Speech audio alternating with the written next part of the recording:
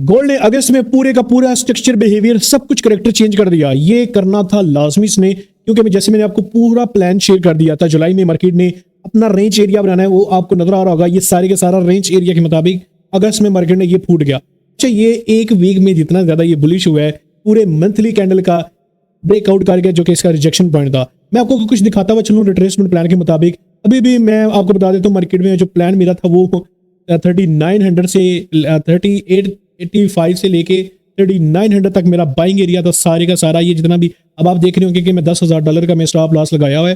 $10,000 का मतलब है मेरे दोस्त, मैं यहाँ से प्राइस को जो अभी जहां तक ये प्रॉफिट में ये जा रही है चीज़, आपको ये मज़ेदार नजर आती। लेकिन कोई बात नहीं, लास्ट जो मुझे बाइंग मिली थी वो इस पॉइंट पे मिली थी, क्योंकि ये छोटा सा रिजेक्शन अब पॉइंट पे, जोन पे मैंने ये ट्रेड उठाई थी। इसके अलावा मार्केट में देखें मार्केट का क्या बिहेवियर, क्या स्ट्रक्चर था, इतना इसको। अच्छा, ये एक लेवल था जो कि मार्केट का तकरीबन 4115 वाला था। मल्टी टाइम इसका रिजेक्शन हुआ। ये रिजेक्शन होने के बाद इसका ब्रेकआउट आया। मेरा इसमें रिट्रेसमेंट देखो, रिट्रेसमेंट प्लान के ऊपर मेरा पेंडिंग ऑर्डर था, ये नहीं उठाने हुआ। इसके ऊपर जब इसका एक बहुत बड़ा रिजेक्शन पॉइंट था, जो मैंने आपको बताया था कि वो था 4220 का 4220 का ब्रेकआउट हुआ। मार्केट यहाँ पे मेरा 22 पे, ये देखें, ये मेरा पेंडिंग ऑर्डर लगा हुआ है। लेकिन मार्केट यहाँ पे ये भी पेंडिंग ऑर्डर नहीं उठा सकी। लेकिन हमारी कोशिश अच्छी थी। मार्केट में भी देखते हैं कि जो फर्स्ट वीक में जितना बड़ा बिहेवियर इसका था, क्या वाकई हमें कोई नेक्स्ट ट्रेड हमें देखने को मिल सकती है। फर्स्ट ऑफ ऑल मैं मंथली कैंडल देखता हूँ। मंथली कैंडल में देखें हमारे पास एक रिजेक्शन पॉइंट, जो कि मैंने बताया था तकरीबन 4220 या 4200 का एक लेवल था। तो मार्केट में जो ये रेंज जितनी भी आई थी, मैंने आपको ये बहुत टाइम पहले भी मैंने बताया था, जुलाई के शुरू में बता दिया था। टेक्निकल मार्केट में ये जो FPG कैंडल बनी है, इस कैंडल को बीट करने के लिए मार्केट का यहाँ पे रेंज बनना बहुत ज्यादा जरूरी है। उस रेंज का मतलब अभी आपको समझ आ गया होगा कि ये मैं क्यों कह रहा था कि ये मार्केट का ये पॉइंट बनना क्यों जरूरी है रेंज का। वो इस वजह से प्राइस को यहाँ से ऊपर जाना है। अब देखिए, मैंने पूरे मंथ में देख रहा था कि ये जोर बहुत लगाएगा, इस एक दो दफा रिजेक्शन भी लेगा। लेकिन मार्केट में बहुत ज्यादा बुलिश पॉइंट है, जो कि प्राइस को मजीद पंप करता हुआ लेके जा रहा है। अगर मैं इसको सादे अल्फाजों में देखूं तो मेरे पास अभी भी एक क्वालिटी पॉइंट है, जहां से अगर मैं बाई करने का देखूं। फर्स्ट ऑफ ऑल देखें मार्केट में कितना ज्यादा बुलिश मोमेंटम आया। इन चीजों को देखते हुए आपको अंदाजा हो जाता है। देखिए, मार्केट में अगर बहुत ज्यादा ऊपर जा रही है ना, इसका मतलब नहीं आप सेल लगा के छोड़ गए। हमेशा जब प्राइस ड्रॉप होती है तो सारा सेलर का कमाल नहीं होता, वहां पे बायर का कमाल होता है, क्योंकि बायर ने अपना वहां से ऑर्डर ब्लॉक को उठाना है, याद रखना। लेकिन वो पॉइंट किस तरह के होते हैं? वो पॉइंट इस तरह के होते हैं जहां पे आपको नजर आ जाता है कि बायर कितना ज्यादा स्ट्रॉन्गर है। जैसे कि ये रिजेक्शन पॉइंट आपको नजर आ रहे हैं। इसका मतलब ये नहीं है कि मार्केट नीचे जा रही है, सेलर ज्यादा इन्वर्टेड है, नहीं। नीचे जा रही है बहुत बड़े ऑर्डर ब्लॉक, क्योंकि सेलर वहां पे लेके जा रहा है। लेकिन सेलर से बड़ा जो इन्वेस्टर बायर है, वो भी प्राइस को पंप करता है। जब इस तरह की कैंडल बनती है तो यहाँ पे बड़ा मोमेंटम, यानी कि बायर अभी तक स्ट्रॉन्गर है। बहुत सारे लोगों ने कहा था कि गोल्ड जो है वो 3500 तक चला जाएगा। तो मैंने कहा था कि टेक्निकल 3500 तक जाने के इसके चांसेस नहीं है। अगर जंग की वजह से इसके हालात इस तरह के हो सकते हैं, otherwise there is no any way कि इसने 3500 तक जाना है। तो जंग की वजह से जा सकता है, जैसे कि दोबारा से हालात खराब हुए तो तब जा सकता है, अदरवाइज नहीं जा सकता। उसकी भी एक सूरत है, क्योंकि जब जंग होगी स्ट्रेट ऑफ हॉर्मुज़ में, आपको यूएसएल बहुत ज्यादा बुलिश, जो कि इसका लास्ट आई थिंक 118 था, 118 के बजाय 140 तक चला जाए, फिर ये कह सकते हैं कि जो जिस लेवल का मैं भी वेट कर रहा था 3885 से नीचे अगर ये ब्रेकआउट करने पे आ गया तो जाएगा, अदरवाइज यहाँ पर नहीं जाएगा। अभी तक की कंफर्मेशन टेक्निकल वो काफी ज्यादा स्ट्रांगली बुलिश है। अगर मैं बाइंग एरिया देखूं तो मुझे बाइंग एरिया रिट्रेसमेंट प्लान के मुताबिक ये नजर आ रहा है। नेक्स्ट कैंडल मुझे ये रिट्रेसमेंट दे, जो कि 4220 की है। 4220 से मैं इसमें एक और पॉइंट भी है, मैं वो भी ऐड करूंगा। यहाँ से प्राइस को हम मजीद नेक्स्ट बाई की तरफ देख सकते हैं, जो कि मेरे पेंडिंग ऑर्डर भी आपने देखे हैं लगे हुए, उसके मुताबिक भी मैं इस चीज को बड़ा परफेक्टली देख रहा हूँ। ये हमारा आ गया। अब मैं देखता हूँ मेरे पास टारगेट नेक्स्ट वीक क्या हो सकता है, क्योंकि मैं स्विंग ट्रेड देख रहा हूँ। और अच्छा, ये इसको रिमूव मैंने कर दिया। तो इसमें हमारा ये रिट्रेसमेंट प्लान आ गया, ये 4200।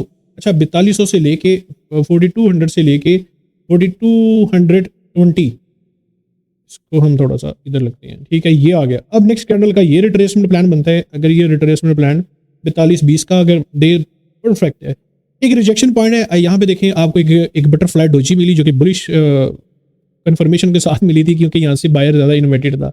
लेकिन इस कंफर्मेशन के हिसाब से नेक्स्ट कैंडल की रिजेक्शन हमें मिली है तकरीबन ये वाली। ये रिजेक्शन पॉइंट आई थिंक कोई 4550 का है।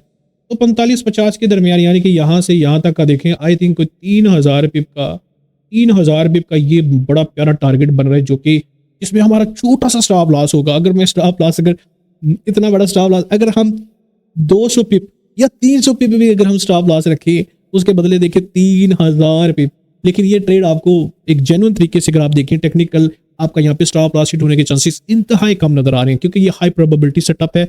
ये आपने सेटअप इसको आपने नहीं करना मिस। इसमें अगर आप मेरी वीडियो लेट देख रहे हैं या आपने देखी थी लेकिन भूल गए हैं, एक और पॉइंट मैं बता देता हूँ। मार्केट में ये एक पॉइंट है, ये वाला, ठीक है, ये तकरीबन 4400 का है। ये मैं H4 में भी जाके देखता हूँ। तो अगर ये भी ब्रेकआउट जब इसने करना शुरू किया तो आप इसमें दोबारा इसमें ये भी ट्रेड उठा सकते हैं। एक मजेदार आपको ये टारगेट मिलेगा और मजा बड़ा आएगा। अभी मैं आपको कुछ दिखाता हुआ चलूँ कि हमारे पास किस तरह की नेक्स्ट कंफर्मेशन को हम देख सकते हैं। हाँ, ये एक पॉइंट था जो कि मार्केट में लास्ट वीक जो थर्सडे को मार्केट ने यहाँ पे कंफर्मेशन बैरिश की दी थी। एनएफपी आई थी, एनएफपी पे मार्केट ने हमें यहाँ से कुछ सेलिंग उठाई थी, क्योंकि मार्केट में सेलिंग भी थी। फिर बाद में हम बाय में भी बैठे, मार्केट को हमने बड़ा इंजॉय किया। एनएफपी पे जो मेरे ग्रुप मेंबर्स हैं मेरे साथ बैठ के काम कर रहे होते हैं, क्योंकि हमने इसमें सेल क्यों उठाई थी, क्योंकि एनएफपी का तो जोर था, लेकिन साथ साथ हमारे पास एक और कंफर्मेशन थी, वो थी ये ट्रेंड लाइन का। क्योंकि हमें रैंडमली मुझे जो इसमें सेटअप मिल रहा था वो ये मिल रहा था कि एक रिजेक्शन पॉइंट था, जो कि मैं सेल क्यों देख रहा था वो भी बता देता हूँ। मार्केट में एक रिजेक्शन पॉइंट था, क्योंकि एक बड़ा क्लासिकल रिजेक्शन पॉइंट था। ये आपको याद होगा कि एफओएमसी आई थी, बल्कि मैं अभी इसको दिखा देता हूँ। एफओएमसी आई थी, वो आपका यहाँ से बगैर छोटा सा भी मतलब कि पंप ये नहीं किया था, बल्कि 4381 से लेके मार्केट की रिजेक्शन पॉइंट आया था। प्राइस ने यहाँ से ड्रॉप दिया था, बड़ा क्लासिकल। मैं आपको H4 में दिखाता हूँ, बड़ा मजा आएगा देखते हुए, क्योंकि हमने सिर्फ इस बेस के ऊपर मार्केट में सेल ट्रेड ले रहे थे, दूसरा ट्रेंड लाइन के बेस पे जो अच्छा प्रॉफिट था, मतलब कि अच्छा खासा प्रॉफिट यहाँ पे एक बन रहा था, उसको पिक किया, फिर हमने इसको बाय की तरफ ले गए।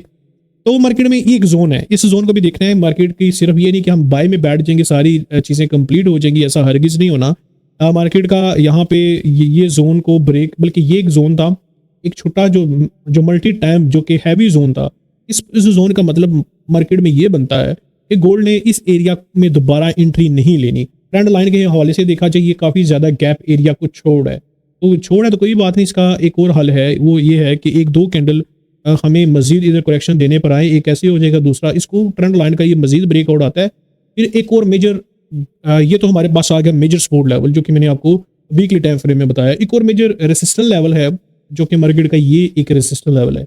ये वो पॉइंट है जहां पे मार्केट आपको ऐलान कर देती है कि ऐलान कर दिया कि भाई अभी छोड़ दो मार्केट ने, कि ये आपको दोबारा 42 से लेके 4300 तक नहीं आएगी। ये मार्केट आपको ऐलान करती है। तो टेक्निकल मैं भी चीज़ें देख रहा हूँ, सेटअप के हिसाब से देख रहा हूँ।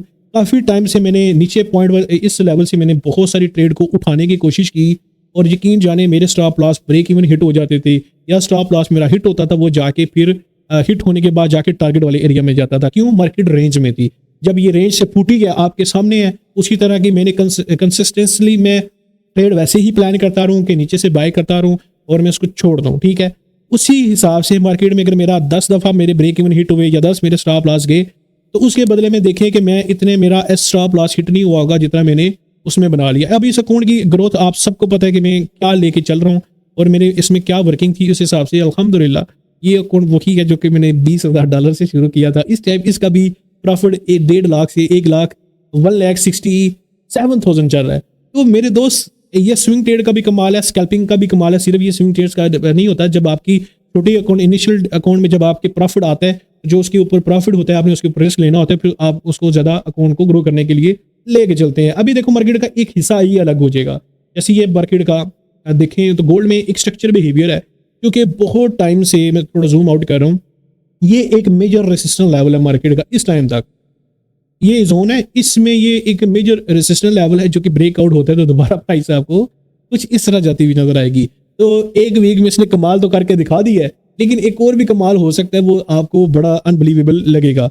इस लेवल की मैं आपको एक और पहचान बता देता हूँ मार्केट में। ये यहाँ पे मार्केट ने उस टाइम लिक्विडिटी स्वैप किया था। लिक्विडिटी स्वैप करने के बाद प्राइस ने बड़ा ज़बरदस्त किस्म का ये ड्रॉप दिया था। ये देखें, ये जोन था, ये पीछे जब मैंने बताया था कि इस जोन की वजह से हमने सेल की ट्रेड क्यों ली थी, क्या वजह थी।